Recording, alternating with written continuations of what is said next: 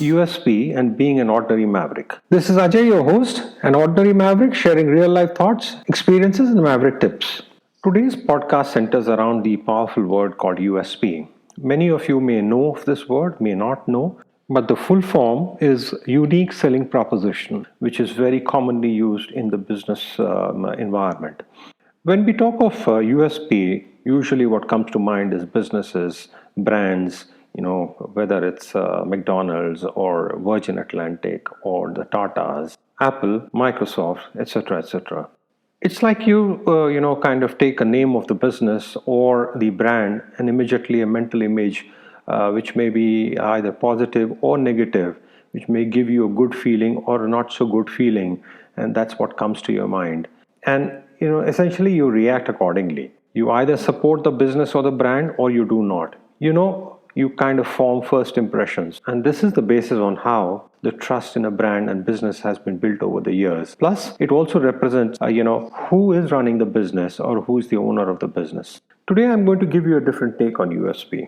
You may ask, so what does having an USP have to do with individuals? Well, think about it. When we are comfortable with ourselves and go with our gut and are true to our inner selves, we exhibit that unique brand of confidence that's just you. And that's it. That's exactly what I mean by having an USP as an individual.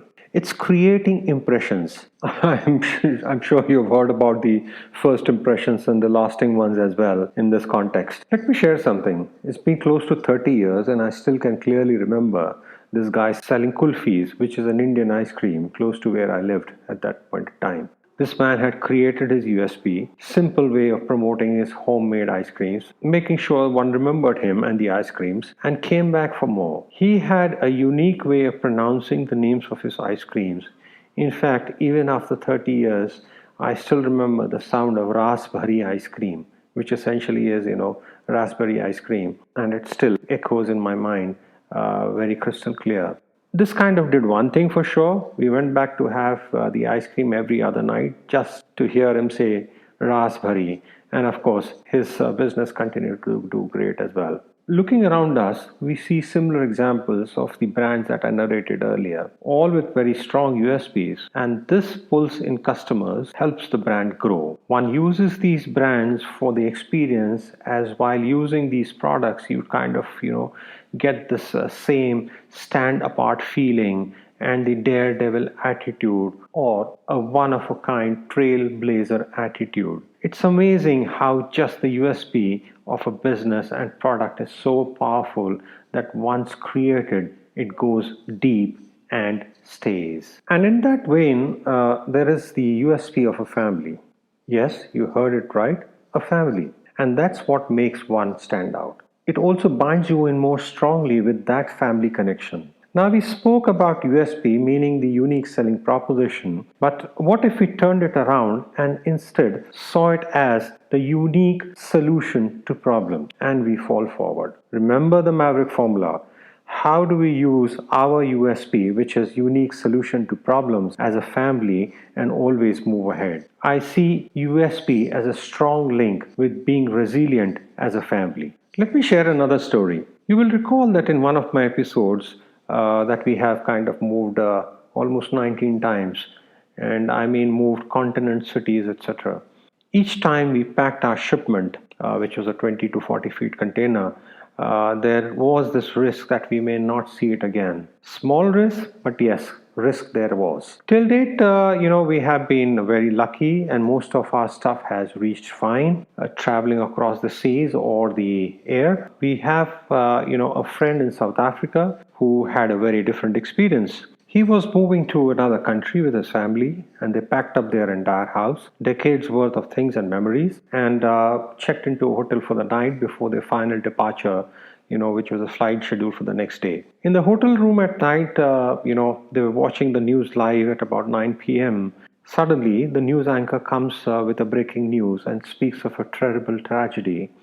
A fire had engulfed couple of buildings a few blocks away. Luckily, no lives were lost, but the building was destroyed. Like it often happens, my friend and his family spoke briefly about the fire, felt sorry for a few minutes, and then moved on. The next morning, they received a call from the shipping company The building that burned down was their warehouse, and that's where my friend's shipment was taken for hold before leaving the country in the next few days. The entire shipment was gone, burnt to ashes. My friend was in shock, the family was in shock. Imagine having your entire house, everything go up in smoke. I still recall the resilience with which my friend and his family bounced back. They mourned the loss, put a closure, and then moved on.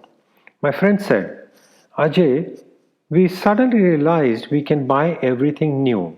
I don't really have to care about that crazy sofa or, something that has been in my house forever just because it has to be there. You know how you sometimes just have the stuff that you don't even remember in the first place, why you got it or why it's there. And it's just kind of there. Well, it was a fresh start for the family and they embraced it and moved on. One can either remain stuck in the past or one can focus on the future and move on. Now that's USP, unique solution to problems. One takes time to acknowledge and embrace the problem, but then one obviously finds a solution, and that's basically moving forward. That reminds me, of something. We all carry our furniture, different things that have meaning for us. Memories collected over the years, etc., etc. But think about it. When it's the decisive moment in crisis, what is the most precious thing? I experienced this some years back in Mumbai. We were awakened one morning with our entire bed shaking. The fans were completely shaking, hitting the roof from side to side. My wife and I got up with a start, with completely disoriented for a moment and wondering what is happening. And then I shouted, "It's an earthquake! It's an earthquake!" Now, we were living on the seventh floor of a high rise building, and the entire building seemed to be shaking from side to side. It was one of the scariest moments that we have lived through. Well, we decided we needed to go down ASAP, and in those moments, the only luggage that we took with us were, guess what? Our two girls. Believe me, at that moment, our girls were our only treasures. It's moments like these that put our entire life into perspective. It's what I remember my friend said to me after losing his entire house and shipment. We are alive, we are together. What more do we need? And if we need something, we will build it all over again. Isn't that a true maverick? So go ahead, define your USP.